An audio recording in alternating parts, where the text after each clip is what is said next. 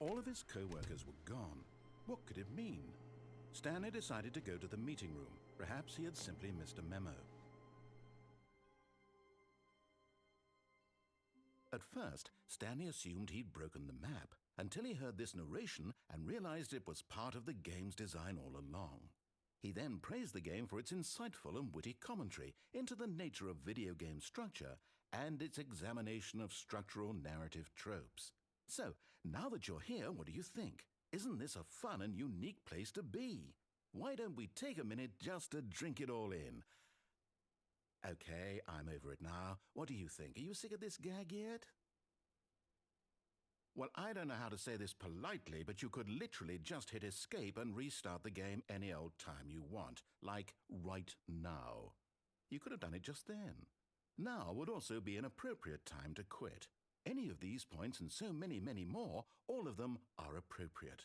I'm enjoying what seems to be an internal conflict going on where you are literally unable to act on your own desires to restart the game. So, just to push the envelope, I'm going to try and make this as miserable as possible and see how long you can maintain. There once was a man named Stanley, who people considered so manly. But the truth must be told, he was not very old and was quite particularly gangly. What Stanley liked most was buttons. He pushed them like some kind of glutton. He did it all day in a meaningful way, but his brain had long ceased to function. Which is why he is in this parable and lives an existence quite terrible. And if you are not strong and keep playing along, you too will become quite unbearable. You too will become quite unbearable.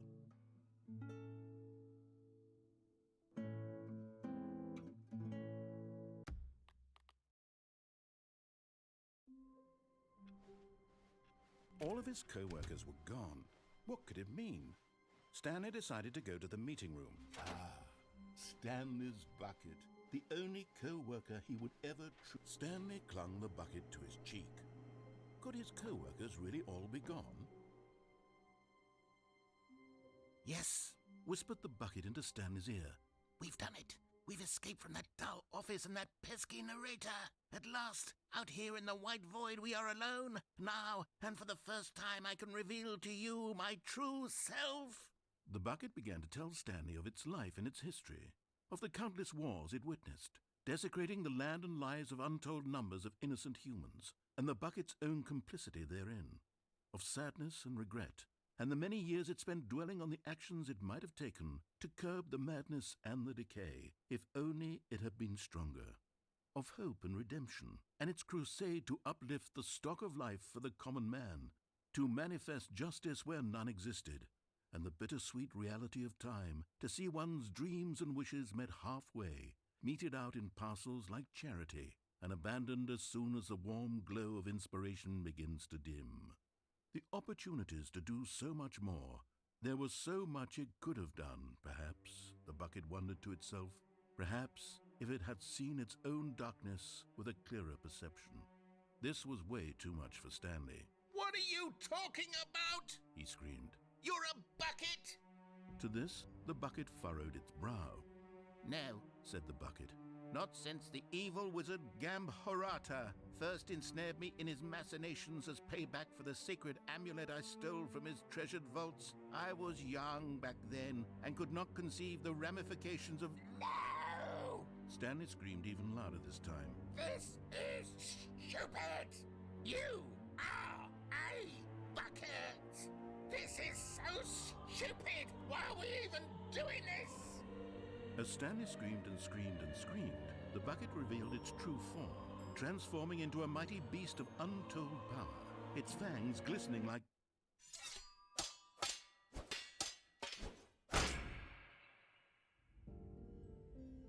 My God, Stanley, you did it. You saved us from the bucket.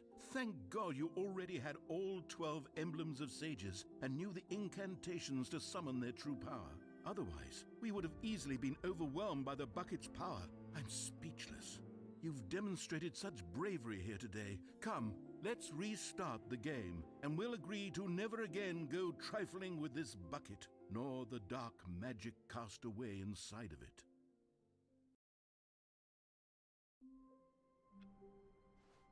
All of his co-workers were gone. What could it mean? Stanley decided to go. When Stanley came to a set of 2 open doors, this was not the correct way to the meeting room, and Stanley knew it perfectly well. Perhaps he wanted to stop by the employee lounge first, just to admire it. The lounge was sublime, a work of art. But eager to get back to business, Stanley took the first open door on his left. Stanley was so bad at following directions, it's incredible he wasn't fired years ago.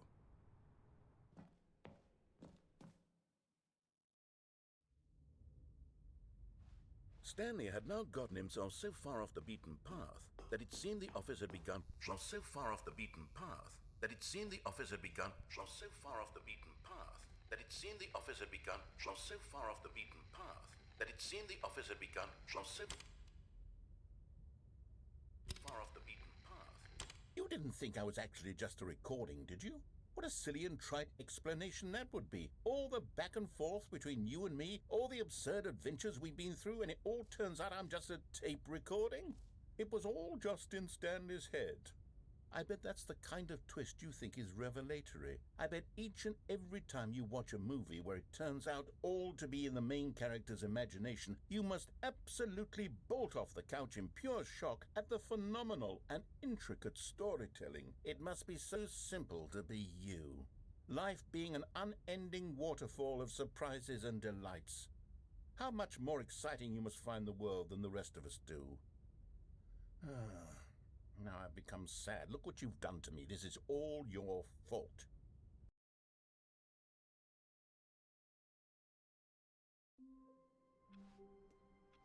All of his co-workers were gone.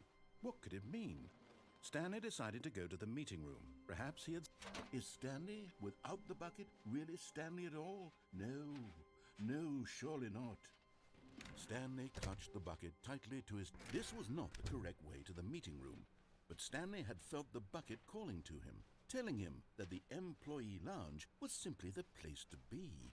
And here it was. Had the bucket turned out to be correct? Well, no, never mind. The bucket was wrong. Stanley took the door on his left to go back to the meeting room.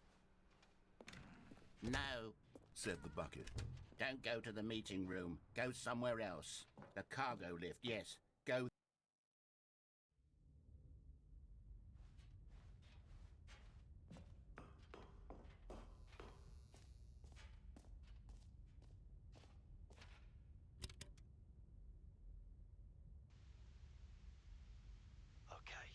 This is day number 295, tape number... I don't even know. I've lost track. Nothing feels real anymore. The longer I study this bucket, the less sense anything makes. The sheer euphoria I feel every time I pick it up.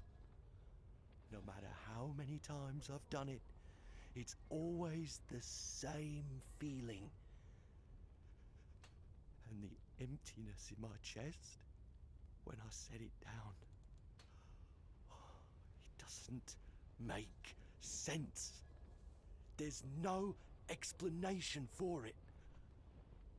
I still haven't figured out why I see the world so differently when this bucket is in my arms.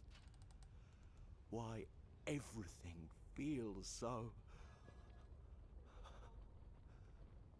What do I do with this treasure? I can monetize it. Yes. It's unthinkable the amounts of money people will pay for even just an hour with the bucket.